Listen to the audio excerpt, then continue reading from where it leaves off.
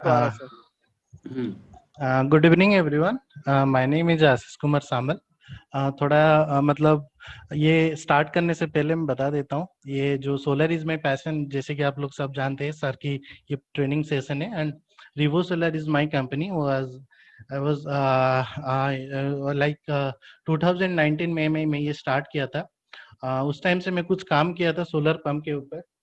तो उसमें से थोड़ा जो भी 2-3 साल में जितना भी एक्सपीरियंस गेन किया हूँ, तो मैं ये आप लोगों के साथ शेयर करना चाहता हूँ. शायद ही आप लोग मे भी कुछ ज़्यादा जानते होंगे इसके बारे में, बट कुछ गलतियाँ होता है तो आप मुझे बता दीजिए. एंड आई विल ट्राई जे मैं ज़्यादा हिंदी में बात करूँगा, क्योंकि थोड़ा मेरा हिंदी उतना सही नहीं है, तो स्टिल आई विल ट्राई. सो जब वॉइस मेरा ऑडिबल नहीं होगा, थोड़ा मुझे काइंडली सब लोग बता देंगे, कोई भी एक अनम्यूट करके. सो प्रेजेंट करता हूँ आपको जो एक सोलर पावर सबमर्सिबल पंप होता है, जो एग्जिस्टिंग हैंड पंप सिस्टम में आता है. मतलब अगर आपके पास एग्जिस्टिंग हैंड पंप बोरवेल है, तो वहां पे आप सबमर्सिबल पंप कैसे यूज कर सकते हैं विदाउट एग्जिस्टिंग हैंड पंप को हटा के, तो इसके बारे में मैं डिटेल्स में बताना चाहूंगा. और बाकी एक चीज है कि सोलर इसके बारे में जानने से पहले हम लोग को सोलर पंप के बारे में थोड़ा आइडिया होना चाहिए. उससे पहले तो ये जो स्नेहल सर आए थे, स्नेहल सतवारा सर, वो बहुत ही ज्यादा इंफॉर्मेशन दिए थे पंप के ऊपर. शायद आप लोग को उस सर के बारे में पता होगा, बट स्टिल मैं एक ओवरव्यू देना चाहता हूँ हर चीज के ऊपर, सो दैट एक ब्रीफ इंट्रोडक्शन मिलने से आपको अच्छा लगेगा आगे जानने के लिए. So what is water pump. So जैसे आप देख रहे हैं, किसी भी मतलब moving water by mechanical action, अगर पानी को एक जगह से दूसरे जगह हमको मूव करना है, तो उसके लिए हम लोग को, हेलो सर स्क्रीन नहीं दिखाई दे रहा सर. हेलो, एक मिनट. आशीष स्क्रीन निकल गया. अच्छा, एक मिनट सर. हाँ अभी आ रहा है, आ गया. अभी आ रहा गया. है. लेकिन इसको F5 करो ना, F5. जी सर. हाँ. तो व्हाट इज वाटर पंप. जैसे कि हम लोग जानते हैं, पानी को एक जगह से एक जगह को निकालने के लिए, अगर सर्कुलेट करने के लिए, हम लोग एक मैकेनिकल एक्शन और मैकेनिकल प्रेशर वहां पे प्रोवाइड करते हैं, जिसको हम बोलते हैं जिसमें प्रोवाइड करते हैं उसे वाटर पंप बोला जाता है. पहले क्या होता था कि हम लोग हैंड पंप यूज करते थे. उसमें क्या कि सिलेंडर लगा हुआ था नीचे, जो कि वो पंप करता था. जब हम अपने हैंड से प्रेशर देते हैं, वो पानी निकलता था. उसके बाद हम लोग क्या हुआ कि इलेक्ट्रिकल एनर्जी यूज किए पानी निकालने के लिए, जो कि काइनेटिक एनर्जी को कन्वर्ट होता था, जो कि जिसको बोलते हैं कि वो वाटर मोटर जैसे बोलते हैं. हम लोग समरसेबल यूज करते हैं, मोनोब्लॉक यूज करते हैं, बहुत सारे पंप्स होता है. और यही जो ये एनर्जी जो होता है, हम लोग जूल्स, किलो जूल्स और मेगा जूल्स में हम मेजर करते हैं. तो ये सब में शायद आप लोगों को पता ही होगा, बस मैं एक ओवरऑल इंट्रोडक्शन आपको दे देता हूँ उसके बारे में. उसके बाद होता है how water pumps operate. Like जैसे सब कोई जानता है, इलेक्ट्रिसिटी से चलता है, जो कि अपने जो नॉर्मल ग्रिड से प्रोवाइड किया जाता है, एंड डीजल जनरेटर से भी चलता है. एंड एक फैक्ट है, अगर हम 10 लाख वाटर को 1 मीटर हाइट तक उठाना चाहेंगे, तो हम लोग को 1.10 लीटर ऑफ डीजल कंज्यूम करना पड़ता है. 1.10 डीजल चलने से हम लोग 10 लाख वाटर को 1 मीटर हाइट तक उठा सकते हैं. उस हिसाब से 10 लाख वाटर को यहाँ पे जो ml लिखा हुआ है, ये है मेगा लीटर. एंड ऐसे ही 10 लाख वाटर को अगर 1 मीटर हाइट तक हम इलेक्ट्रिसिटी में उठाना चाहें, तो वहाँ पे 4.55 यूनिट का इलेक्ट्रिसिटी हम कंज्यूम करते हैं. तो इसका जो पूरा फैक्ट डेटा शीट है, I will share with you all guys. Like ये एक डेटा शीट है मेरे पास, फैक्ट शीट, जिसमें पूरा कैलकुलेशन बताया गया है, ये कैसे ये फिगर्स निकला है. तो अभी ये बताने से बहुत ये हो जाएगा, लेट हो जाएगा, तो इसका मैं पूरा चीज आपको शेयर कर दूंगा. And what is solar powered water pump. So जैसे कि आप लोग देख रहे हो यहाँ पे, पहले सन आता है, who is the main source, and आता है solar panel, who is the heart of the solar system, and एक आता है मोटर, उसके बाद आता है टैंक. तो इस प्रोसीजर से हम लोग गुजरते हैं जब solar power water pump use करते हैं, क्योंकि पहले जो हम लोग यूज करते थे वो एक कन्वेंशनल मॉडल था. कन्वेंशनल मॉडल में क्या होता है कि हम लोग डीजल से चलाते थे, जैसे कि हम नॉर्मल इलेक्ट्रिसिटी यूज करते हैं वो कोल से प्रोड्यूस होता था। Those are the conventional source of power and this is solar power is the non conventional source. ये न्यू ट्रेडिशन आया है, ये न्यू टेक्नोलॉजी आया है क्योंकि हम लोग को अभी भी ऑल्टरनेटिव एनर्जी की बहुत जरूरत है। So that's why this is a comparison. नीचे दिया गया है ग्रिड पावर वाटर पंप। जैसे कि आप लोग देख सकते हैं कोल से ही आपको इलेक्ट्रिसिटी ग्रिड में आता है, उसके बाद हम लोग कंट्रोलर को देते हैं, उसके बाद मोटर को आता है, उसके बाद अपना पंप चलता है। उसके उस हिसाब से डीजल पावर्ड वाटर पंप में क्या होता है कि डीजल जनरेट होता है, कंट्रोलर लगता है, कंट्रोलर से मोटर आता है, उसके बाद water pump. And solar power में एग्जैक्टली वही होता है, मगर वहां पे जो सोर्स होता है जहां से हम लोग इलेक्ट्रिसिटी पाते हैं वो थोड़ा अलग होता है। सन होता है, उसके बाद सोलर पैनल, देन कंट्रोलर, उसके बाद मोटर को आता है, देन वाटर पंप अपना वाटर जो लिफ्ट करता है। तो so why do we need solar pumps? So these are basic things. क्यों हमें सोलर पंप्स चाहिए? क्योंकि हम लोग के पास ऑलरेडी ग्रिड है, हम लोग के पास ऑलरेडी डीजल है जिससे हम पानी निकालते हैं, तो सोलर का नीड क्यों है? तो थोड़ा फैक्ट्स के ऊपर मैं स्टडी किया हूँ जो मैं बताना चाहूंगा। जैसे कि अभी 26 million diesel and electric pumps run in the Indian farms. अभी जो इंडियन फार्म्स है वहाँ पे 26 मिलियन डीजल जो पंप्स वो रन हो रहा है। आप उससे अंदाजा लगा सकते हैं कि कितने मात्रा में वहाँ पे पोल्यूशन होता होगा। एंड उसके बाद क्या होता है कि ग्रिड पावर पंप्स जो होता है वो क्या होता है कि ड्यूरिंग मतलब पावर आउटेजेस वहाँ पे बहुत होता है, पावर कट्स वहाँ पे बहुत होता है।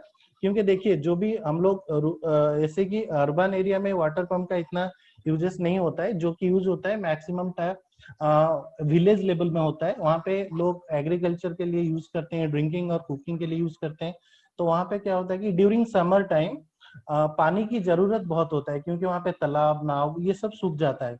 तो उस टाइम क्या होता है कि हम लोग और जिस टाइम पानी की जरूरत होता है उस टाइम पावर कट्स ज्यादा होता है, क्योंकि ड्यूरिंग समर हम लोग का जो एनर्जी डिमांड है वो ज्यादा हो जाता है। क्योंकि जो भी सिटीज में लोग रहते हैं उनका जो heavy machineries ACs and all चलने की वजह से वहाँ पे पावर का फ्लक्चुएशन भी होता है, और पावर एनर्जी डिमांड नहीं होने के कारण गांव में घंटों घंटों तक बिजली नहीं रहता है। सो हमें वो एक प्रॉब्लम फेस करना पड़ता है, क्योंकि अगर पानी नहीं होगा तो ना कोई आदमी पी सकता है, ना कोई आदमी एग्रीकल्चर के लिए यूज कर सकता है। एंड देन होता है कि कॉस्ट ऑफ डीजल जो होता है वो दिन ब दिन बढ़ रहा है, क्योंकि डीजल एक फॉसिल फ्यूल है। आपको जैसे पता होगा fossil fuel millions of years लगता है बनने के लिए। तो उस हिसाब से डीजल जब बनता है तो वो तो कॉस्टली होता ही है, और उसके बाद वो डे बाय डे इतना डिप्लीशन हो रहा है कि वो शायद आगे जाकर उसका रेट और भी बढ़ जाए। जो 35 रुपीज था आज जाकर 80 रुपीज में पहुंच गया है। तो उस हिसाब से आप बता सकते हैं तो कितना डीजल का कॉस्ट बढ़ रहा है। एंड डीजल का अगर पंप आप यूज करेंगे उसका क्या है कि शॉर्टर लाइफ एक्सपेंडिचर होता है, एंड एक massive air and noise pollution वहां पे भी क्रिएट होता है। एंड देन आता हूँ बेनिफिट्स ऑफ सोलर पंप्स के ऊपर।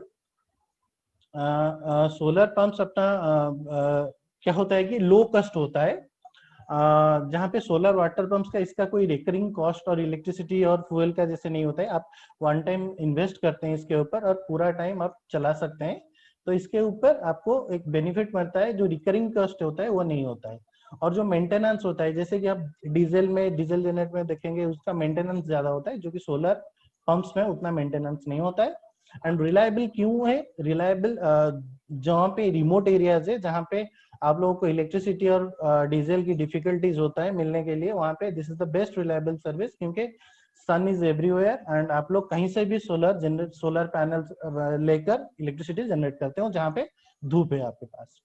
एंड इको फ्रेंडली इसलिए बोला जाता है क्योंकि it does not emit any type of harmful gases, क्योंकि ये जो डीजल होते हैं वो हार्मफुल गैसेस एमिट करते हैं, जो कि मतलब सोलर पैनल सोलर पंप से ये सब चीज नहीं होता है। एंड इकोनॉमिकली बेनिफिशियल हुआ है, farmers can earn money by selling the surplus energy, जैसे कि अभी कुसुम प्रोजेक्ट में भी हुआ है।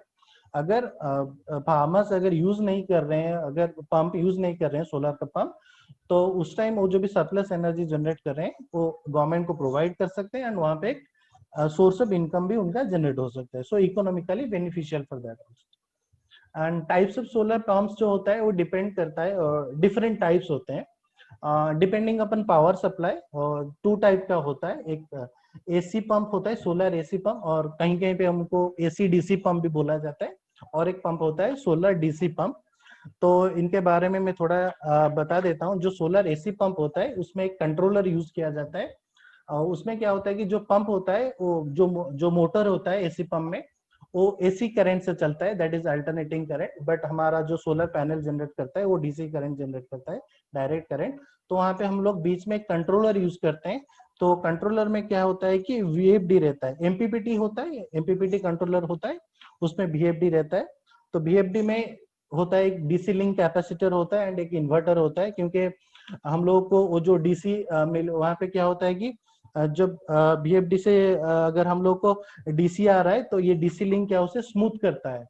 क्योंकि हम लोग को जो डायरेक्ट पैनल से जो वोल्टेज आता है उसे एक स्मूथ प्रोवाइड करता है डीसी लिंक कैपेसिटर। उसके बाद हमें 3 फेज इन्वर्टर वो यूज किया जाता है वहां पे।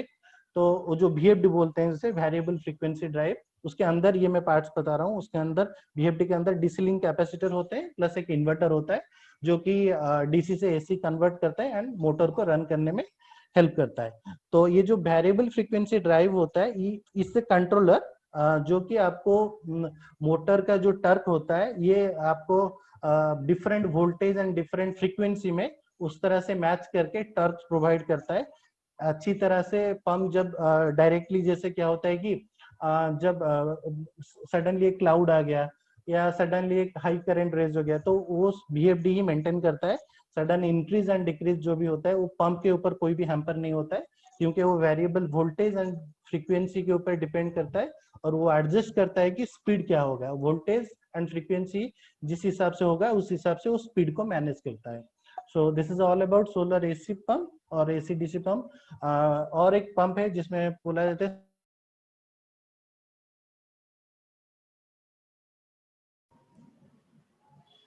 वो एमपीपीटी टाइप का होता है। हेलो हेलो, हाँ बोलो बोलो। डीसी पंप होता है जिसमें डीसी मोटर एक दिया जाता है जो कि डायरेक्ट करंट में चलता है। तो उसमें कोई जो एक कंट्रोलर दिया जाता है मगर वहां पे बीएफडी का कोई जरूरत नहीं होता है, क्योंकि वो वहां पे डीसी लिंक कैपेसिटर होता है एंड एमपीपीटी होता है, उस हिसाब से वो डायरेक्टली चलता है। ये डिपेंडिंग अपन पावर सप्लाई, जहाँ पे आपको डीसी करंट मिल रहा है आप वहाँ पे सोलर डीसी पंप चला सकते हो। जहाँ पे एसी डीसी एसी करंट मिल रहा है वहाँ पे आप बीएफडी यूज करके भी सोलर पंप चला सकते हो। अगर आपके पास एग्जिस्टिंग इन्वर्टर भी है, एग्जिस्टिंग पंप्स भी है, उसे आप बीएफडी से भी चला सकते हैं। And depending upon cooling factor क्या है, 2 टाइप्स होता है, oil cooled and water cooled.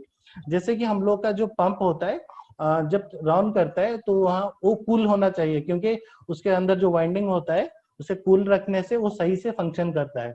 अगर प्रॉब्लम ये 2 टाइप के होते हैं, ऑयल कूल्ड और वाटर कूल्ड। ऑयल कूल्ड में क्या होता है कि जो इसके अंदर हम लोग एक मैकेनिकल जो होता है मशीनरी ऑयल हम लोग डालते हैं उसके अंदर, जो कि कभी चेंज नहीं होता है। वो जब मैन्युफैक्चरर बनाते हैं वो उसी तरह से वहाँ पे ऑयल कूल्ड मतलब उसमें ऑयल डाल के ही बेचते हैं। तो उसको कुछ भी करने की जरूरत नहीं है। उसमें क्या है कि हम लोग को डायरेक्टली लेकर इंस्टॉलेशन करना है।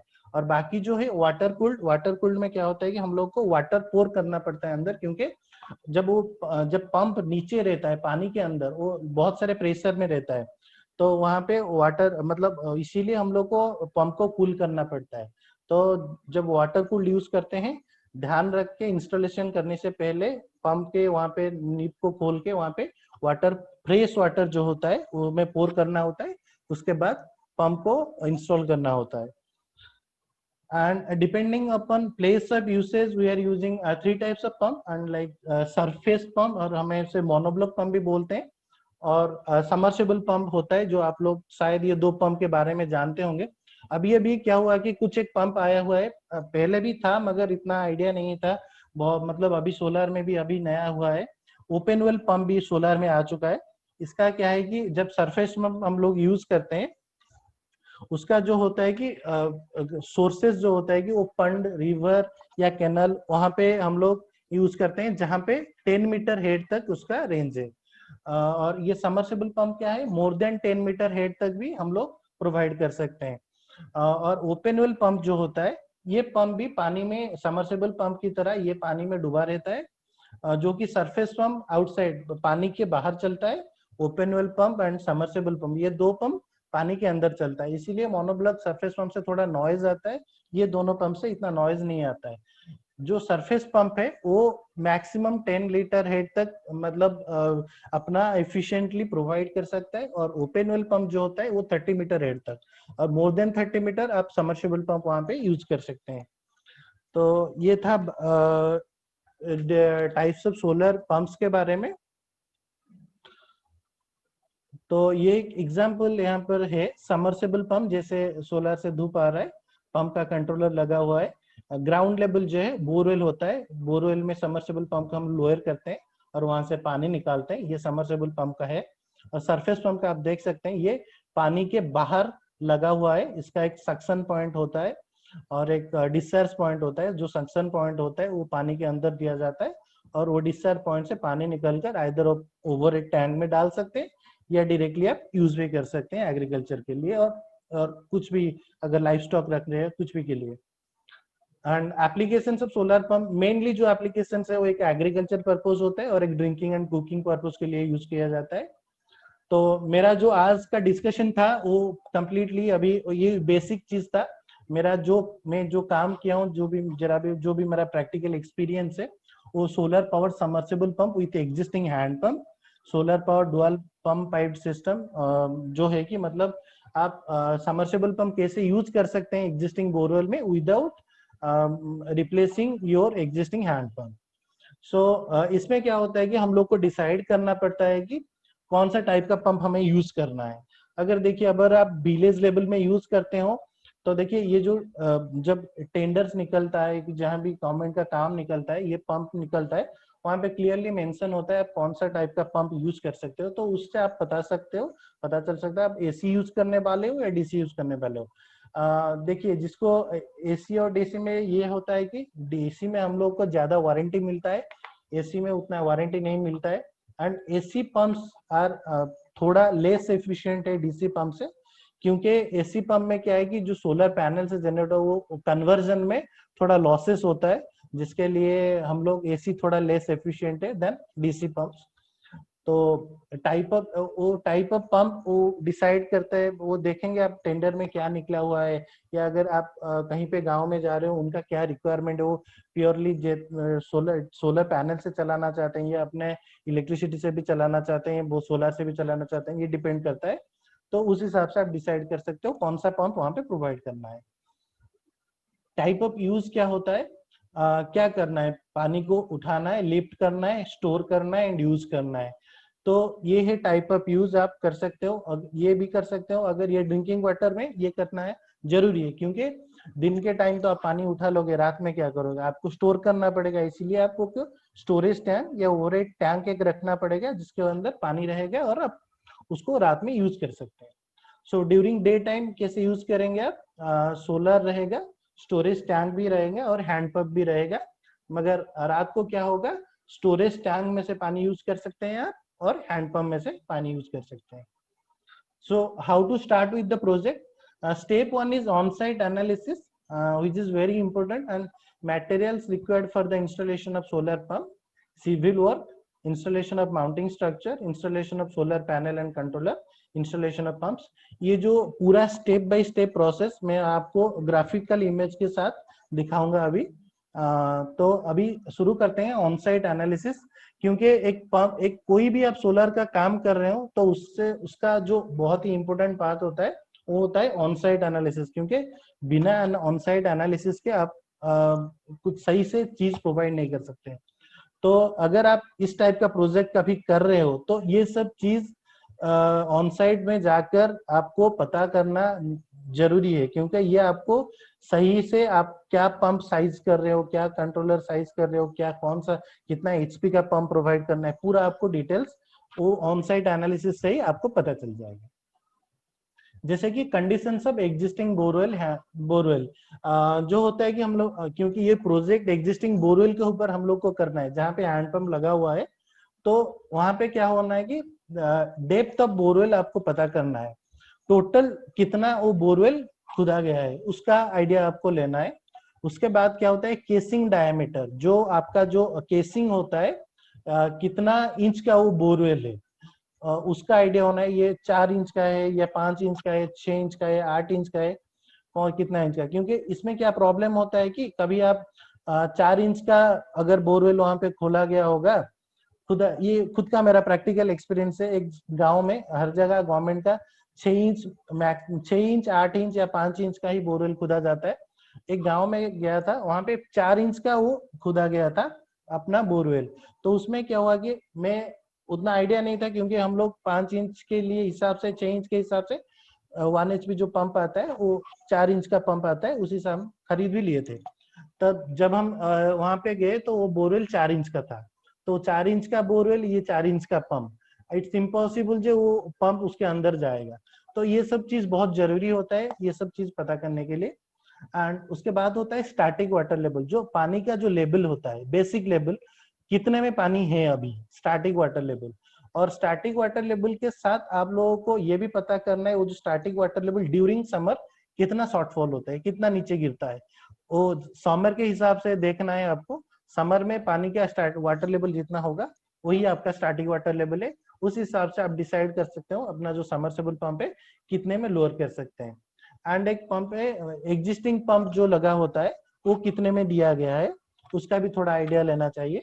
And distance from borewell to storage tank, जो आप बोरवेल है, बोरवेल से पानी निकालकर आप स्टोरेज टैंक का डिस्टेंस कितना है, उस हिसाब से आप टोटल हेड कैलकुलेट कर सकते हैं, उस हिसाब से आप पंप का सिलेक्शन भी कर सकते हैं। और एक चीज है पैनल इंस्टॉल करने के लिए, हाँ और एक चीज यहाँ पे मैं लिखना भूल गया हूँ, अगर आप जहाँ पे भी काम कर रहे हो, कहीं भी विलेज में कहीं पे भी, वहाँ पे एक ब्लॉक ऑफिस होगा, क्योंकि ब्लॉक ऑफिस में वहाँ पे पूरा ईल्ड रिपोर्ट वहाँ पे उनके पास रहता है कि जो वाटर का सोर्सिंग है, पानी कितना निकलता है। ये यील्ड रिपोर्ट क्या होता है कि यील्ड टेस्ट क्या होता है कि पानी का जो सोर्स है वो कितना है, पानी जब निकालते, ये बैलेंसिंग बिटवीन वाटर का सोर्स एंड आप पानी जो निकालते हो वो कितने जल्दी फिलअप होता है, वो यील्ड टेस्ट से ही पता चलता है। वो यील्ड टेस्ट रिपोर्ट आपको ब्लॉक ऑफिस में हर एक पंप जो हैंड पंप जो गवर्नमेंट खुदवाया होगा उसमें से मिल जाएगा। तो और एक कंडीशन होता है प्रोजेक्ट लोकेशन, प्रोजेक्ट लोकेशन के बारे में आपको अच्छे से जानकारी जानना चाहिए, जो कि प्रॉपर शैडो एनालिसिस हमें जानना चाहिए। और एक बात होता है कि देखिए जहाँ पे शैडो होता है सोलर का कोई काम नहीं, क्योंकि शैडो से जनरेशन का इफेक्ट होता है, वो एफिशिएंटली काम नहीं करेगा। इरेडियंस ऑफ द लोकेशन, वहां पे लोकेशन में कितना इरेडियंस मतलब रेडिएशन आ रहा है वो भी थोड़ा जानना जरूरी है।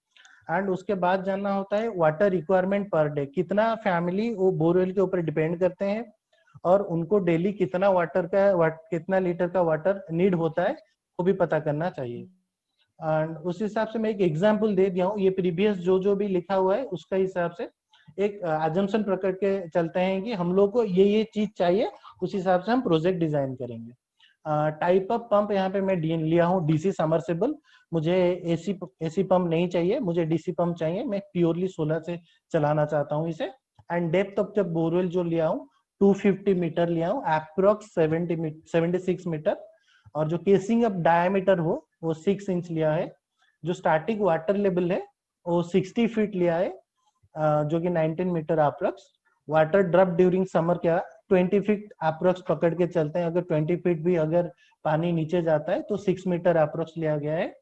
And total depth where pump will lower like, हम लोग क्या करते हैं कि जब भी जितना भी हम लोग का टोटल स्टैटिक वाटर लेवल होता है उससे 1.5 गुना हम लोग पंप को लोअर करते हैं, सो दैट अगर पानी का ये आपको यील्ड से पता चल जाएगा, अगर पानी का यील्ड सही है तो आपको 110 फीट 120 फीट में आराम से पानी निकल आएगा और पानी की शॉर्टेज भी नहीं होगा, जो कि नहीं होगा। अगर उसमें अभी भी एक पहले क्या होता था कि पंप ऐसे कम हाइट में लोअर करने से पानी का जब लेवल नीचे आ जाता था, मोटर ऐसे अपने आप चल के वो खराब हो जाता था। अभी तो बहुत सारे टेक्नोलॉजी हो गया है, बहुत सारे कंपनीज ड्राई रन सेंसर भी प्रोवाइड कर रहे हैं, तो ऑटोमेटिकली जब ड्राई रन सेंसर सेंस करेगा पानी नीचे आ गया तो ऑटोमेटिकली वो मोटर को स्टॉप कर देगा वहां पे।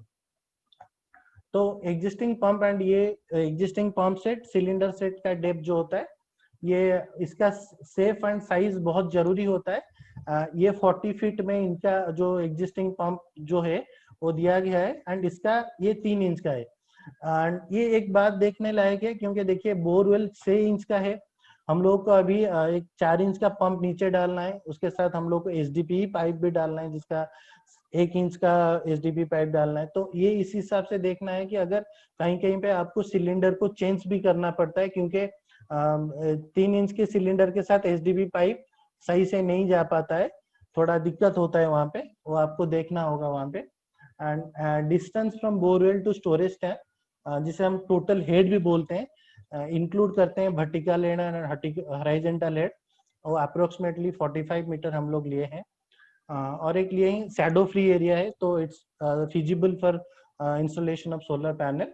एंड जो रेडिएशन है 800 वाट पर मीटर स्क्वायर है, और वो काफी सही है। एंड जो टोटल वाटर रिक्वायरमेंट है, हम 25 फैमिलीज उसके ऊपर डिपेंडेंट है, एक बोरवेल के ऊपर। हर एक फैमिली में 5 मेंबर अगर पकड़ा जाएगा तो 125 मेंबर्स हो जाते हैं, और ईच अगर 200 लीटर यूज करते हैं तो मैक्सिमम 25,000 लीटर दिन को चाहिए उन लोगों को। तो ये डाटा आपके पास आ जाने के ऊपर आप लोग डिसाइड कर सकते हैं आपको कौन सा पंप चाहिए। तो ये है कि कॉन्सेप्ट ऑफ हेड कैलकुलेशन एक में यहाँ पे है यहाँ पे। और राइट साइड में आप देख सकते हैं कि रेडियंस मीटर है, जहाँ पे 873 दिखा रहा है अपना वाट पर मीटर स्क्वायर। आप इससे हम लोग पहले भी श्वेता मैम इसके बारे में बोल चुके हैं। और ये जो हेड कैलकुलेशन है, आप देखिए पंप यहाँ पे लोड किया गया है, ये मोटर है, मोटर के ऊपर जितना भी ये है, यहाँ पे लिखा हुआ है, देखिए मेथड भी, कैलकुलेशन भी दिया गया है, हेड कैसे कैलकुलेट करते हैं। H1 इज द मतलब वर्टिकल हेड पकड़ा जाता है, H2 मतलब वो भी एक वर्टिकल हेड पकड़ा जाता है, और पानी को आपको यहाँ पे स्टोर करना है लाकर। ये जो डिस्टेंस है ये हॉरिजॉन्टल हेड हो जाता है। हॉरिजॉन्टल हेड में क्या होता है कि हम लोग ईच 10 मीटर में 1 मीटर का हेडलेस पकड़ के चलते हैं। तो ये है फॉर्मूला, आप लोग देख सकते हैं, और कुछ भी डाउट हो तो बाद में पूछ सकते हैं मुझे। And this is the specification. एक अगर कोई भी कंपनी का आप पंप खरीद रहे हो, उसका स्पेसिफिकेशन एंड मैनुअल के बारे में समझना बहुत जरूरी होता है। जैसे कि हम लोग पहले देख चुके हैं, हम लोग को पानी का रिक्वायरमेंट जो था 25,000 लीटर में था। 25,000, तो यहाँ पे देखिए इसमें क्या है लिखा हुआ है कि सुइटेबल फॉर बोर साइज। तो ये जो बोर साइज है, इसका जो 4 इंच का ये है, 4 इंच का पंप है ये, यहाँ पे देखिए एमएम में दिया गया है, ये इंच में दिया गया है। फ्लो रेंज मतलब कितना पानी निकलेगा, ये मीटर क्यूबिक मीटर में, क्यूबिक मीटर पर डे में दिया गया है। इसका मतलब 6 to 9 मतलब 6,000 लीटर से 9,000 लीटर तक देगा। और ये है हेड रेंज। हेड रेंज मतलब आपका एक ऑपरेटिंग हेड रेंज है 30 मीटर से 43 मीटर। इसके अंदर आप अगर आप पंप रखते हो तो पंप स्मूथली रन करेगा। ये अपना स्टेजेस है, नंबर ऑफ स्टेजेस क्या है कि मतलब समरसेबल पंप में इम्पेलर्स होते हैं। इम्पेलर्स का काम क्या होता है कि वो पानी को प्रेशर में ऊपर ऊपर की तरफ ढकेलता है।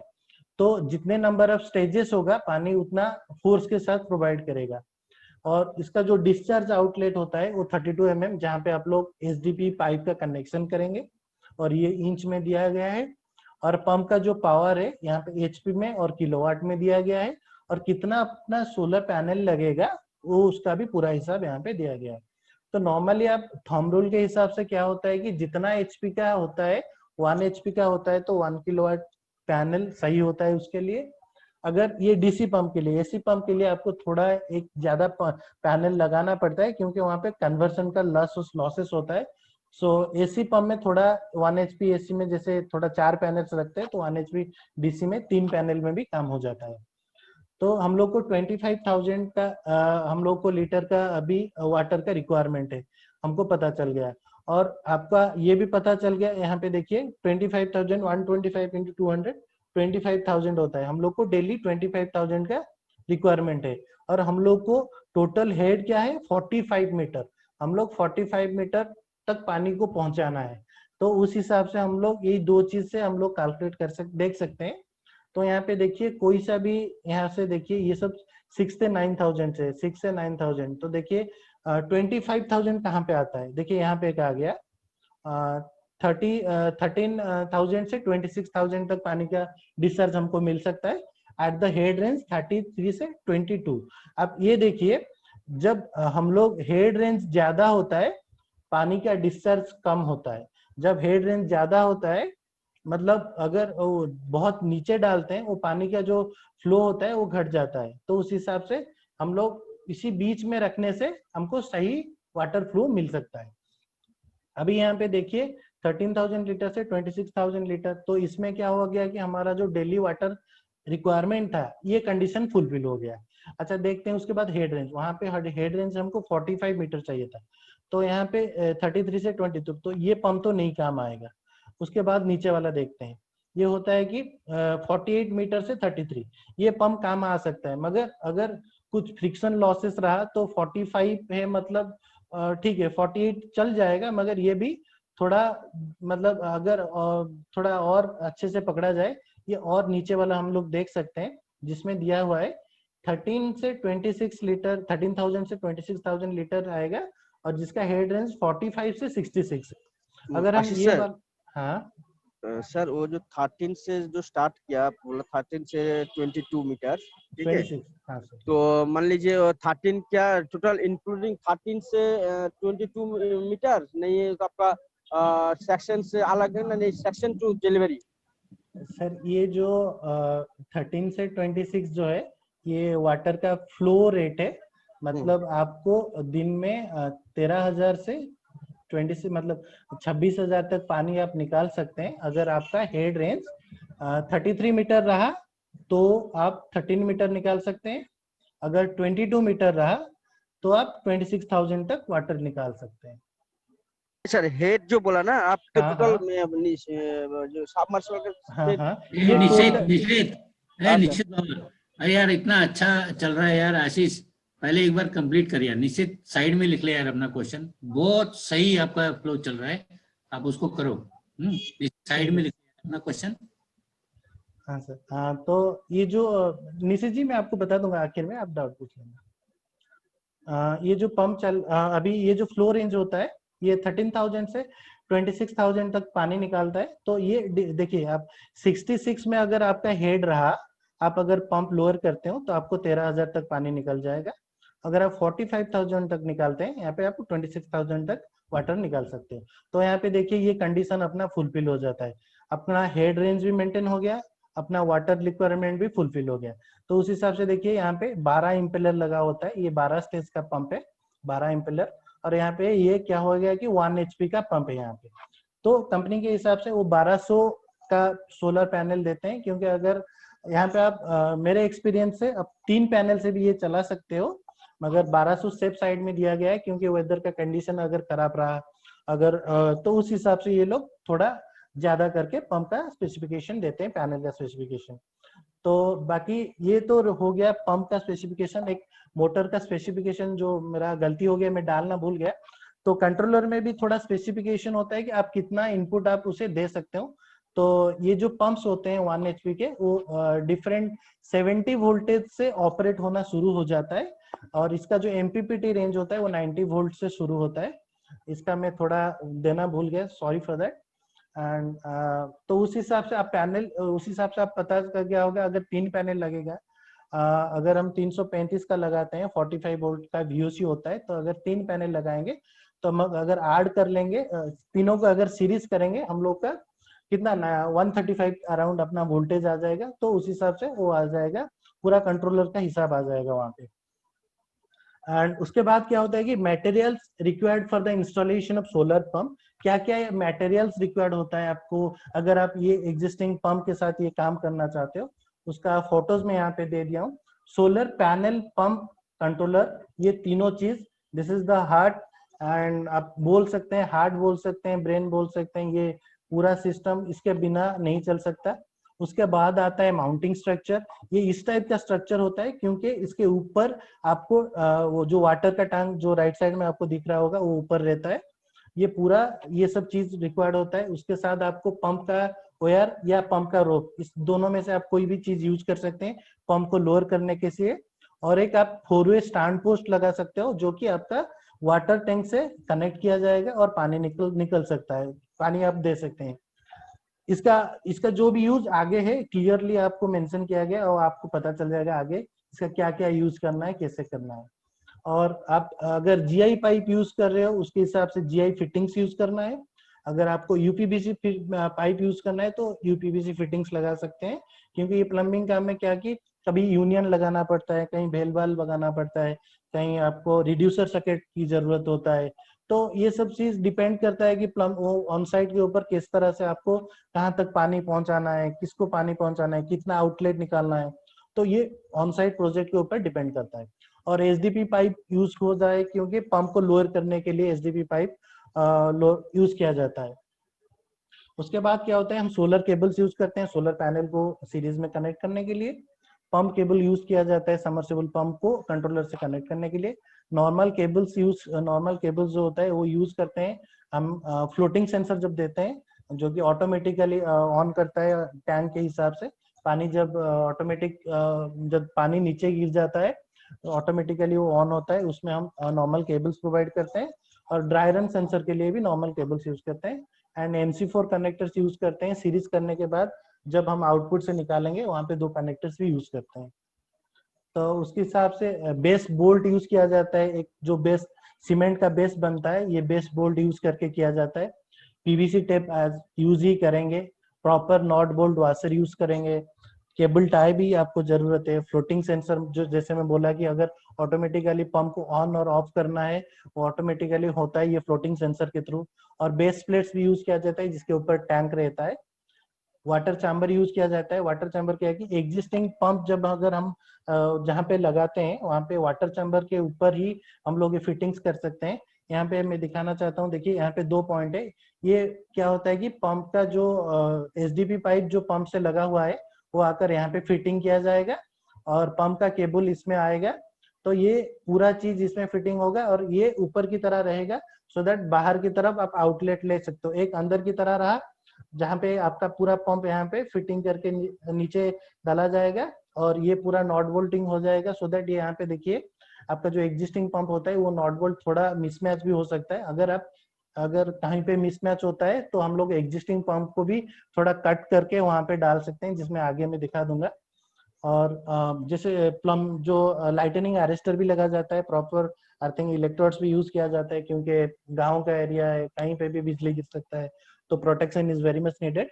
एंड उसके साथ हम सिविल मटेरियल्स यूज करते हैं जैसे कि अपना sand, cement, chips and bricks, ये सब यूज करते हैं सो दैट अपना एक सही से बेस बना सके, जिसके ऊपर हम लोग 5000 लीटर का टैंक रखेंगे और उसके ऊपर सोलर पैनल को माउंट करेंगे, सो दैट उस हिसाब से उतना स्ट्रॉन्ग सिविल वर्क होना चाहिए। तो things to consider when supplying materials, देखिए जब आप ये पंप का काम कर रहे होंगे तो एग्रीकल्चर मतलब आप गांव में जाओगे तो शायद वहाँ पे करंट नहीं होगा, शायद आपको आपका जो भी जरूरत की सामान शायद आपको वहाँ पे नहीं मिल सकता है। तो आपको ये प्रॉपरली ध्यान रखना है कि वो सब चीज आप नहीं भूले, वो पूरा चीज आप यहीं से लेके जाए सो दैट आप वहाँ पे स्मूथली प्रोजेक्ट को इम्प्लीमेंट कर सके। तो वहाँ पे क्या होता है कि ये सब चीज जो होता है थोड़ा ध्यान देना पड़ता है। सोलर पैनल चेक करना पड़ता है, बीओसी क्या है, आईएससी क्या है उसका, वो सही से बीओसी आईएससी दे रहा है कि नहीं, मतलब पैनल चेक कर लेना है। नहीं चलो पैनल ठीक है, एक टिक मार्क, एक आप चेक लिस्ट भी बना सकते हो, जो जो मटेरियल्स आप ले रहे हो उसका एक चेक लिस्ट बना लो और ये चीज सब चेक कर लो। Check the controller and pump is compatible और नॉट, बहुत कंपेटेबल हो रहा है कि नहीं, काम कर रहा है कि नहीं। आगे ट्रांसपोर्टेशन के वक्त क्या होता है कि कुछ कुछ चीजें टूट जाता है जिसके वजह से आप जाकर लोकेशन में पहुंच जाओगे वहां पे कंट्रोलर काम नहीं करेगा। तो आप चाहो तो एक ड्रम में सबमर्सिबल और पंप कंट्रोलर और पैनल लगाकर टेस्टिंग भी कर सकते हो या पंप सही है कि नहीं है। और keep extra cables, wires, connectors, nut bolt, washer and rope. आप ये सब चीज मतलब आग बंद करके इसे एक्स्ट्रा रखना चाहिए, क्योंकि देखिए साइट के अंदर कुछ भी कम और ज्यादा हो जाए तब सही है, मगर अगर कम हो जाएगा तो वहां पे आपको बहुत टाइम लग जाएगा वहां पे कहीं से चीज पकड़ के लाने के लिए।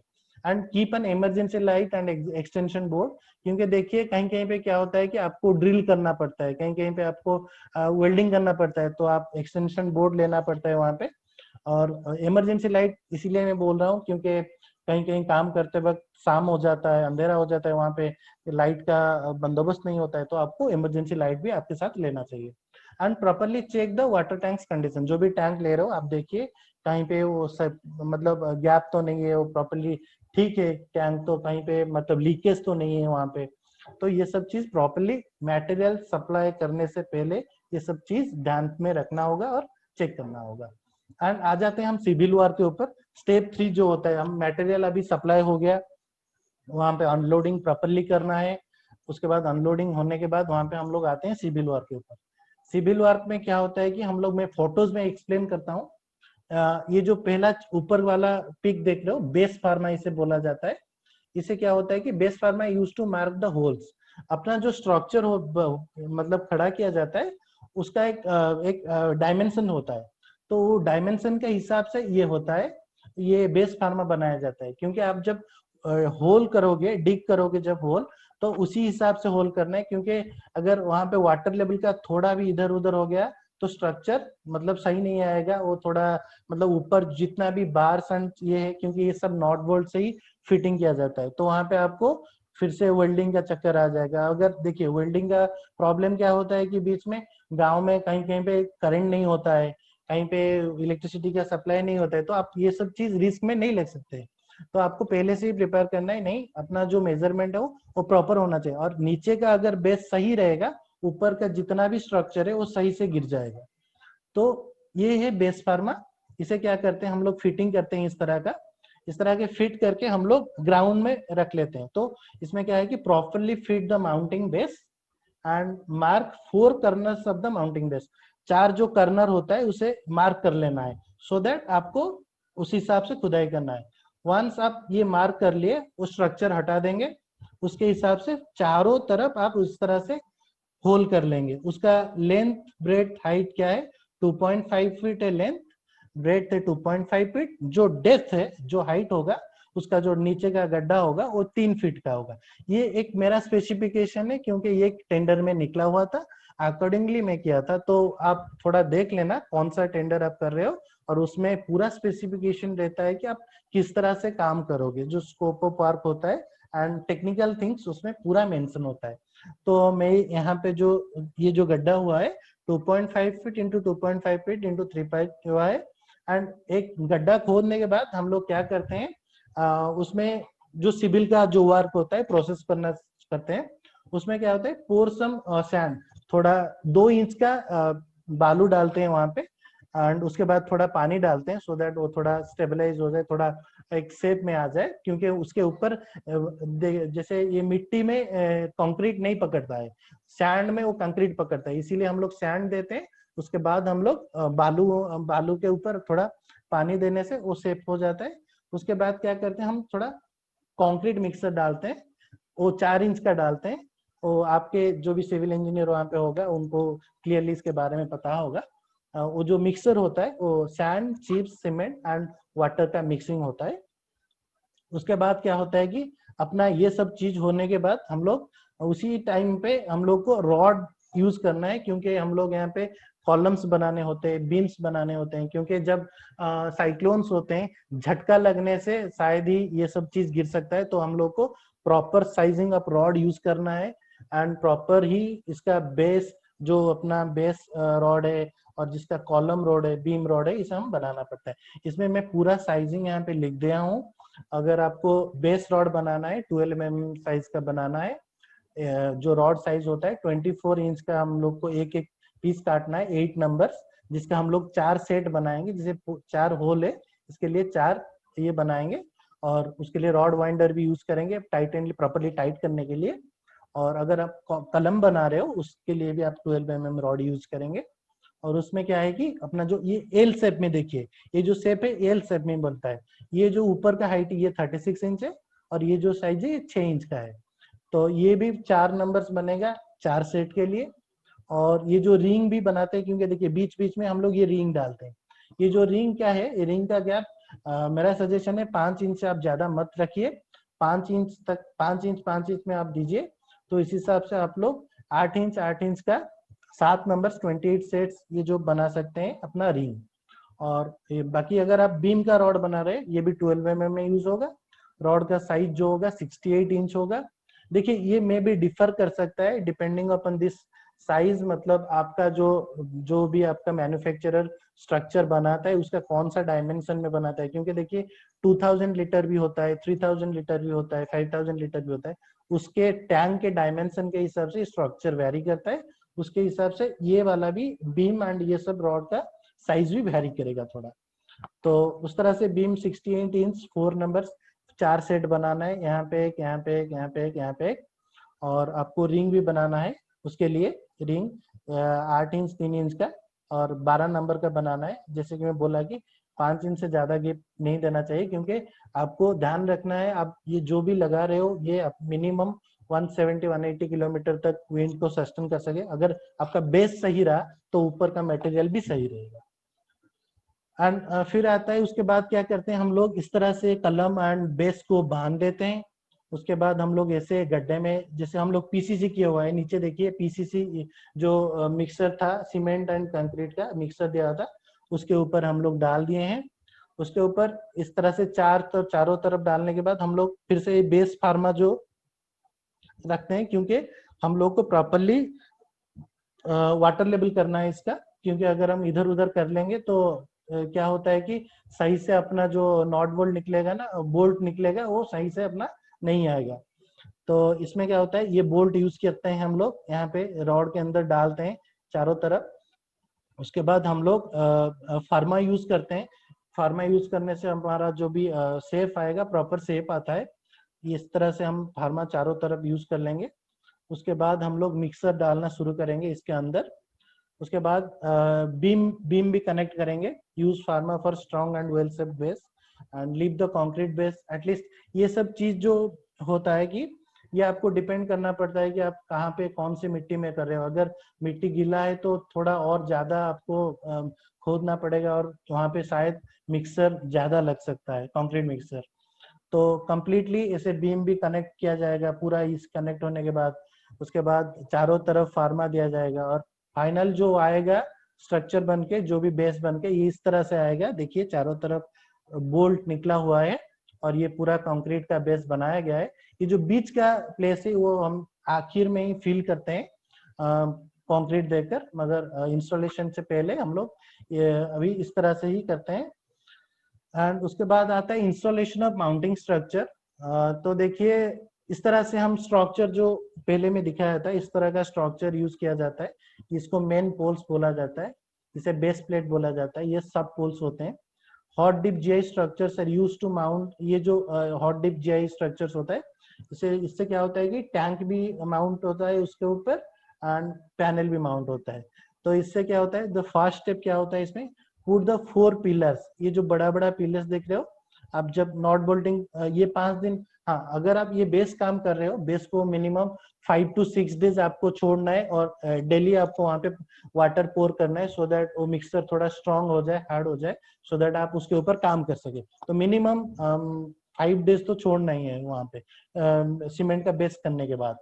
उसके बाद वंस ये कंक्रीट सही हो गया, हार्ड हो गया, तो उसके ऊपर हम क्या करते हैं, ये जो 4 पोल्स होते हैं, मेन पोल्स, जिसके ऊपर ये बेस प्लेट रहेगा, तो पहले क्या करते हैं, इस तरह से हम कनेक्ट करते हैं, नीचे लगाते हैं, फिटिंग करते हैं सही से। इसका बार दिया गया होगा, ये सपोर्टिंग बार से, सो दैट अगर साइक्लोन का हवा आए तो इधर उधर नहीं जाए। ये आज क्या स्टे के हिसाब से आपका काम करता है।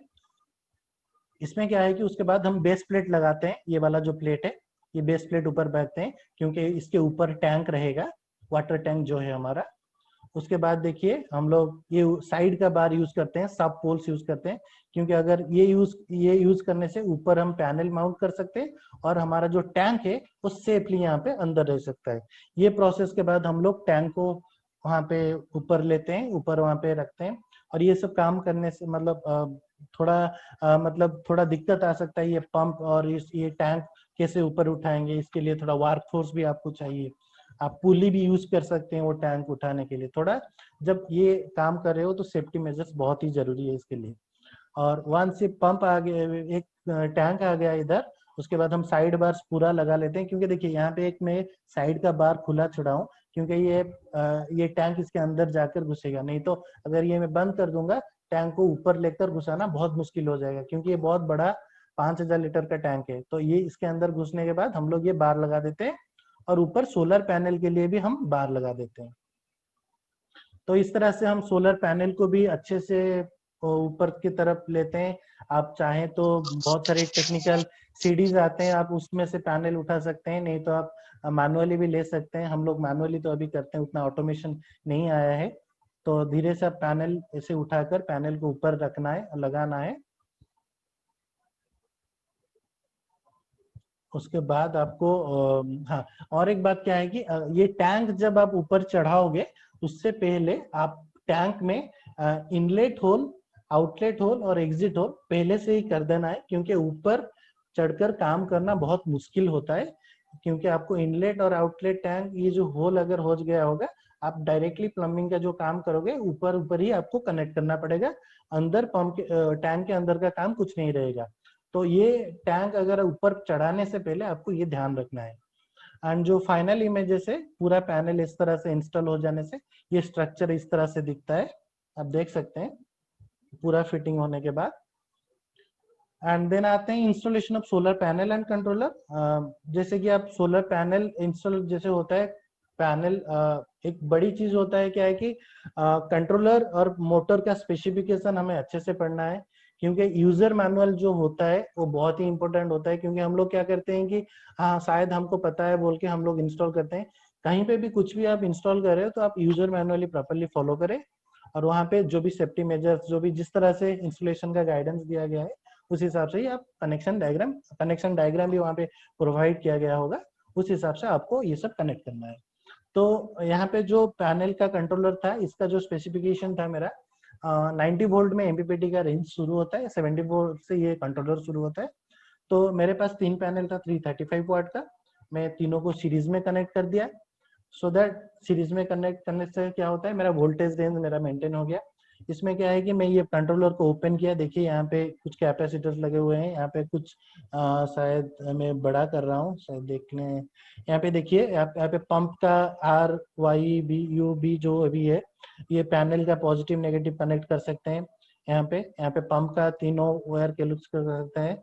यहाँ पे आप टैंक का जो फ्लोटिंग सेंसर है आप यूज कर सकते हैं।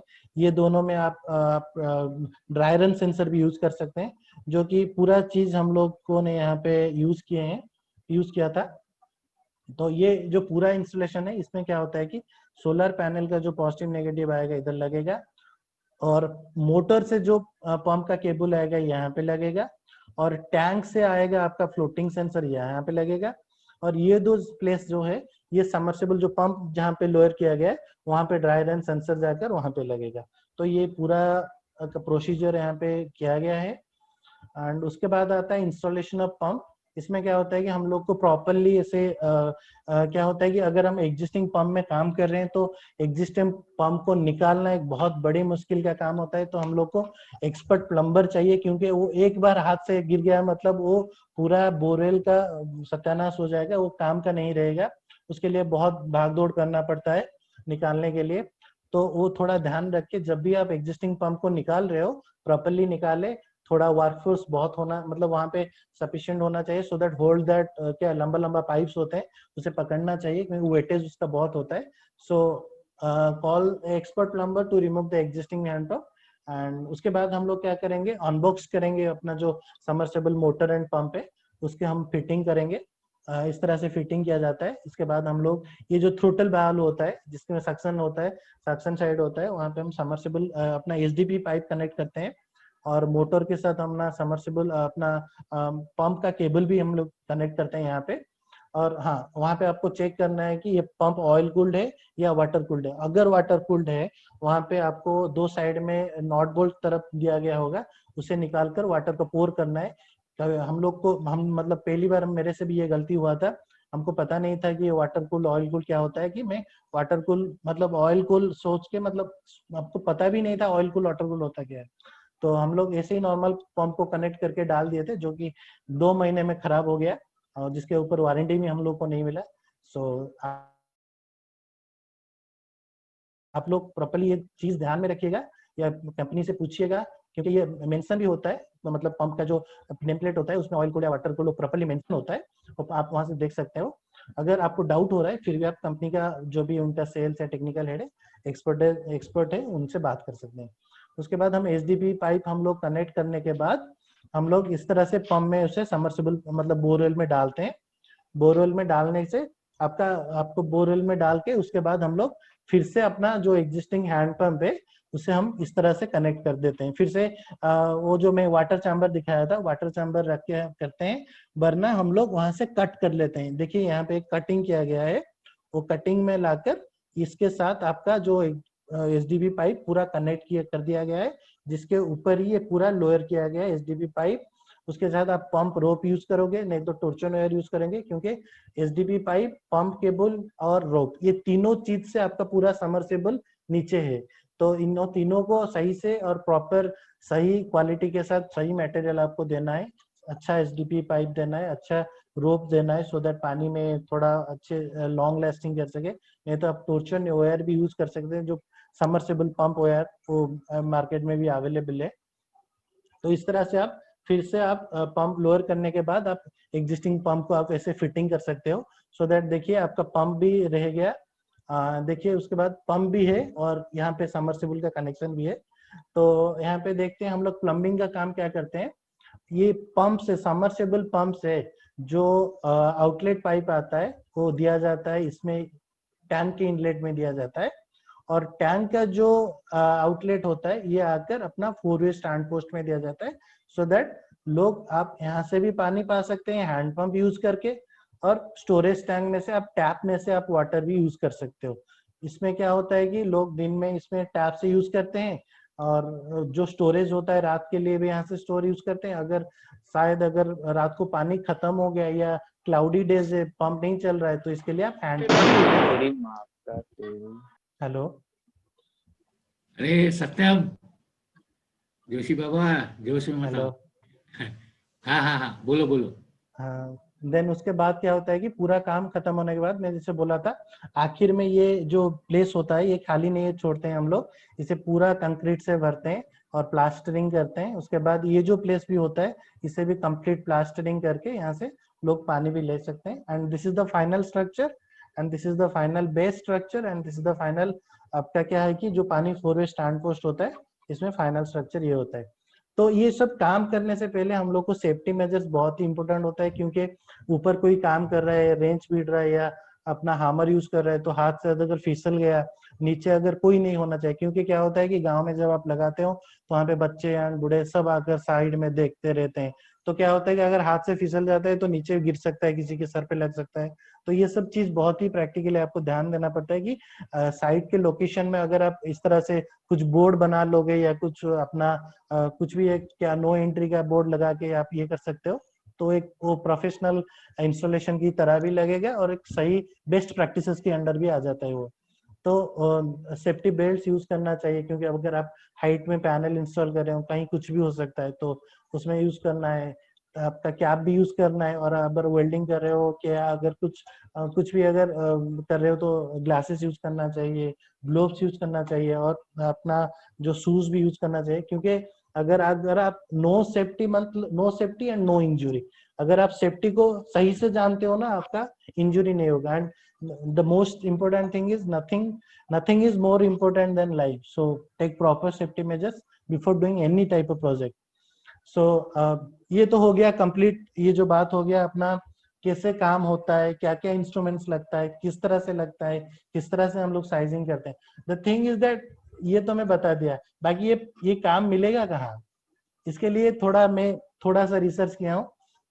शायद अजीत सर को इसके बारे में बहुत ही ज्यादा पता होगा, तो मतलब मैं थोड़ा सा रिसर्च करके ये बता रहा हूँ। How to get the pump project, like देखिए आप अगर एक सोलर कंपनी है या सोलर का प्रोप्राइटरशिप फार्म है जो भी है, आप स्टेट नोडल एजेंसी के साथ जुड़े हुए हैं या सेंट्रल एमएनआरई के साथ जुड़े हुए हैं, तो उनमें से प्रोजेक्ट आप ले सकते हैं।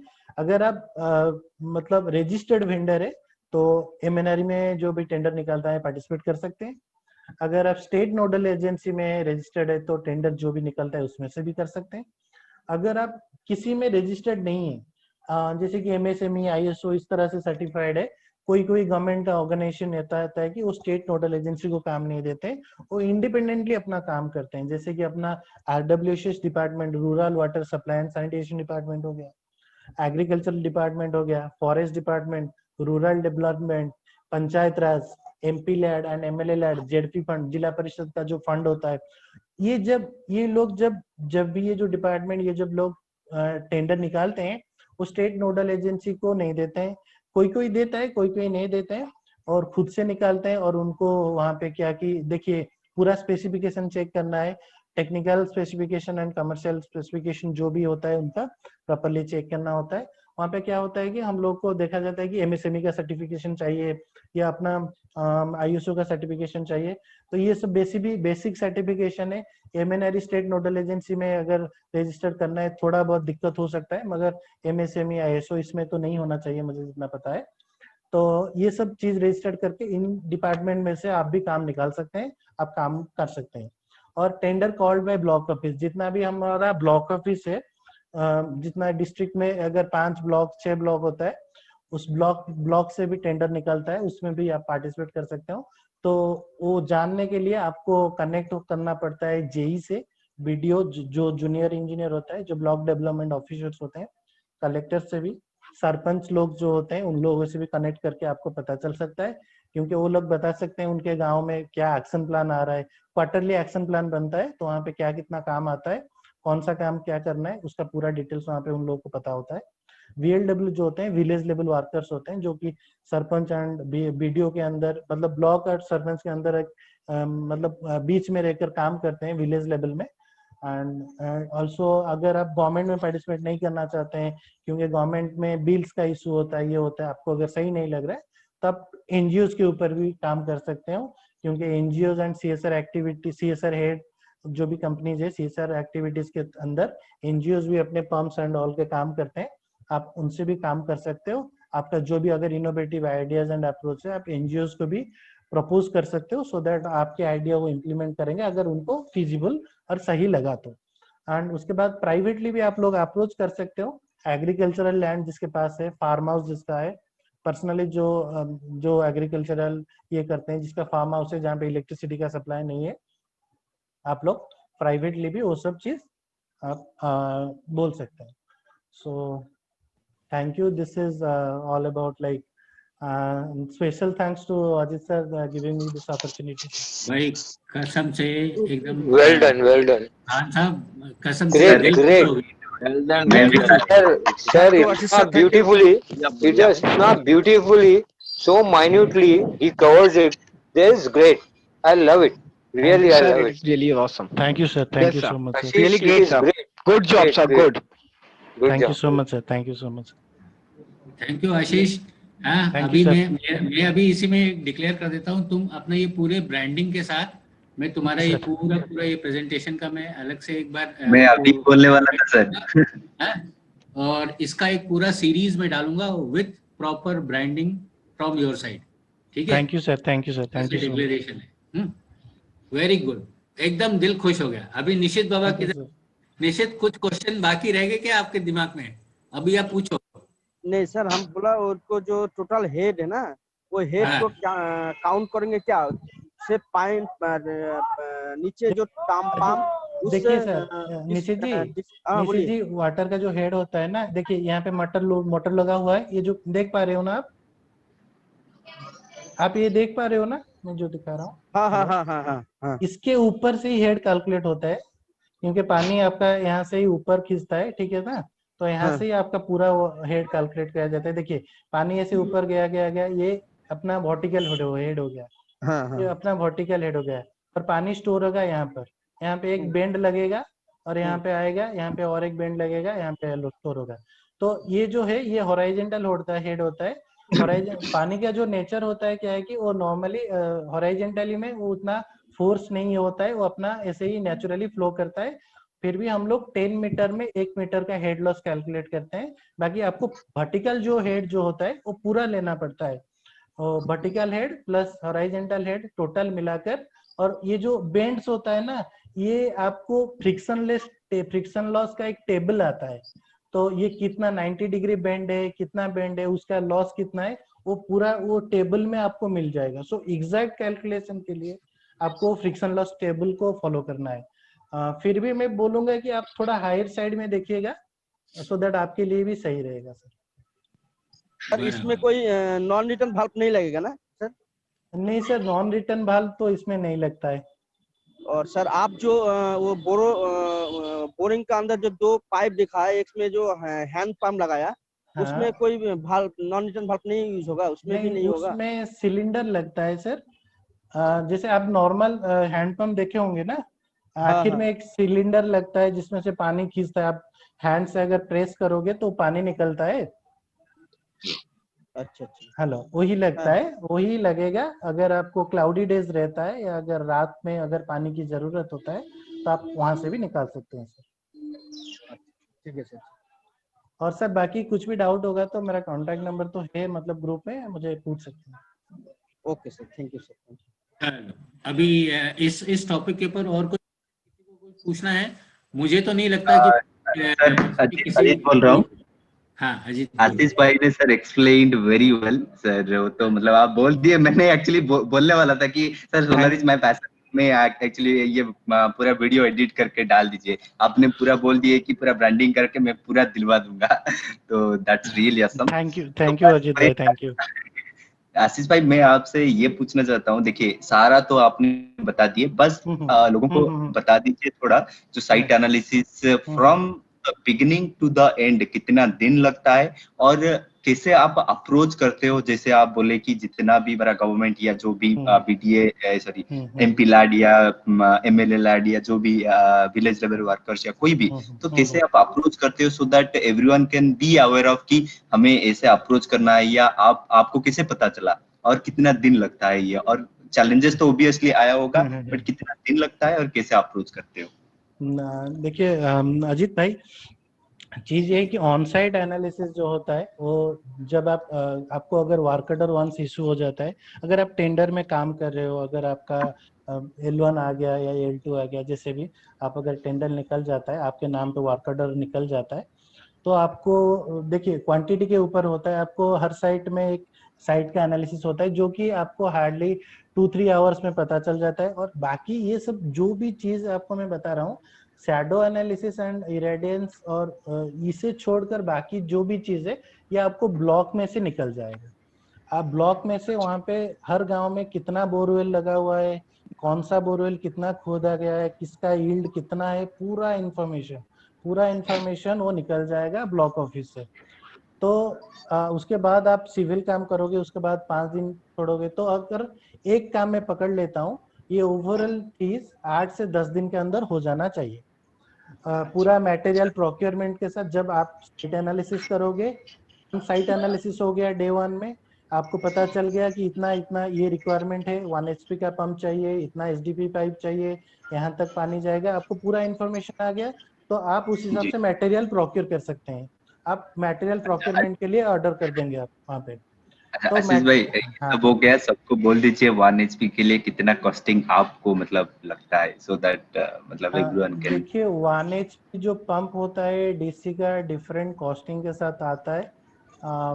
मैं जो यहाँ पे वरी का रिसीव कर रहा हूँ वो 60,000 में ले रहा हूँ, पंप पैनल कंट्रोलर तीनों मिलाकर, ठीक है। एंड लूबी का 70,000 करीबन आ जा रहा है। और बाकी बहुत सारे पंप है, ग्रुंडफॉस होता है, रोटोसोल होते हैं, इनका थोड़ा कॉस्ट ज्यादा होता है क्योंकि इनका जो कंट्रोलर्स होता है वो बहुत कम, मतलब कम वोल्टेज में बहुत ही मतलब जल्दी ऑन हो जाता है, और इनका MPPT रेंज भी बहुत कम से शुरू होता है। तो ये थोड़ा एफिशिएंट पंप है, और ये हम लोग ज्यादा डेप्थ तक इसे लोअर कर सकते हैं, जिसका हेड रेंज भी ज्यादा है। तो इनका थोड़ा कॉस्टली आ जाता है। शक्ति पंप का भी थोड़ा कॉस्टली आता है, 80,000 अराउंड आ जाता है यहाँ पे उड़ीसा में। बाकी पता नहीं अदर स्टेट में कितना क्या कॉस्टिंग आ गया होगा। तो इस तरह से आप एकदम बहुत सही है। आपसे बस एक ही रिक्वेस्ट है कि आपको ये थोड़ा सा इंफॉर्मेशन अगर आपके पास है पंप्स के ऊपर, जी सर, और इतने ब्रांड्स आपने बताए, इनका इंफॉर्मेशन अपने ग्रुप में जरा छोड़ दीजिएगा। जी तो सर, मैं भेज दूंगा। Complete technical specification and all data मेरे पास है, मैं शेयर कर दूंगा सर ग्रुप। हाँ, और मेरा ये रिक्वेस्ट है आप सबसे कि अगर आपको पंप से रिलेटेड कुछ भी कम ज्यादा आगे पीछे चाहिए, एक ही नाम है, दैट इज आशीष। आशीष। ठीक है, थैंक यू सर। तो अभी आशीष का सेशन तो बहुत ही अच्छा था, बहुत ही अच्छा था, और हम जरूर चाहेंगे कि भाई हम अपना इस इंफॉर्मेशन को अपने चैनल के ऊपर लाएं और आशीष को हम ब्रांडिंग के साथ इसके साथ आगे बढ़ें। अब हम बालकृष्ण बग्गा जी को इनवाइट करेंगे। पहले तो मैं उससे पहले मैं आप सबसे एक बार मैं पूछना चाहता हूं कि शुड वी कंटिन्यू, क्योंकि अपना टाइम हो चुका है। Sir next session can we? नहीं नहीं, अभी for the next session. हाँ, I'm okay for the next session too. You are okay for the next session too, हाँ? Yeah.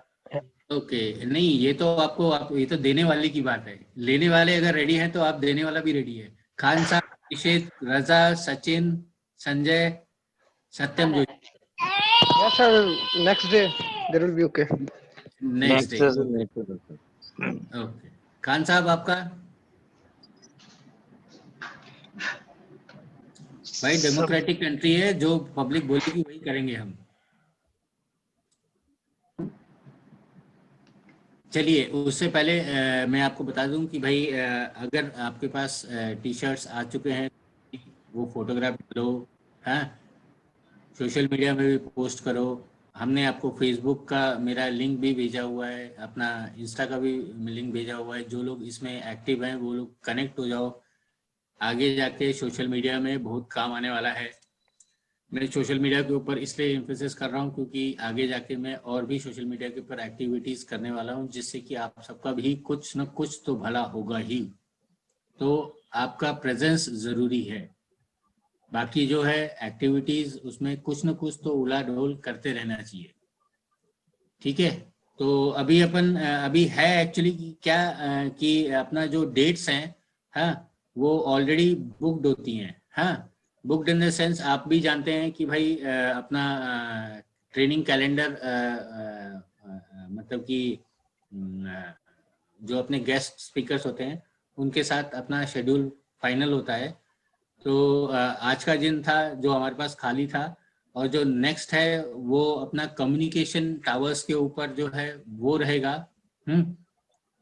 जो 21 वाला है वो अपना दीपक जी बिजनेस के ऊपर बताएंगे, और जो नेक्स्ट जो खाली डेट आ रही है दैट इज 24 नवंबर। तो आप सबसे बता देता हूँ पहले कि भाई 24 नवंबर खाली है अपना। तो बाकी जो नेक्स्ट सेशन है बालकृष्ण बग्गा जी का, हाँ, और किसी को कुछ अपनी तरफ से कंट्रीब्यूट करना है तो बता दे भाई। निश्चित अपना कोई एक्सपीरियंस शेयर करना है। सत्यम जोशी जी, आपको कुछ एक्सपीरियंस शेयर एक्सपीरियंस है, लेकिन सर उतना किसी ने बम लगा दिया था क्या? हाँ, उतना हाँ सर। सत्यम जोशी जी, आपके पीछे किसी ने बम लगा दिया था क्या? आजू बाजू फोड़ दिया? आप नाराज हो गए थे उसके ऊपर। धर्मेश पटेल जी, आपको कुछ एक्सपीरियंस शेयर करना है? हाँ? या अजीत, आपका कुछ बिजनेस प्लान है? हाँ, आप सब रेडी कर लीजिए। हाँ, ये अपना ग्रुप अभी है, अभी एक कोर ग्रुप है, तो अब हम इसमें क्या एक्टिविटीज कर सकते हैं 24th को। So sir, then my presentation date will be 24th November. Yes, that is the date which is empty. Available, yeah. That is available. Ajit sir, sir ये तो सपोज हमारा अभी बैच खत्म होने आ रहा है। सपोज 24 या 20 दिसंबर 1 दूसरा बैच शुरू हो जाएगा।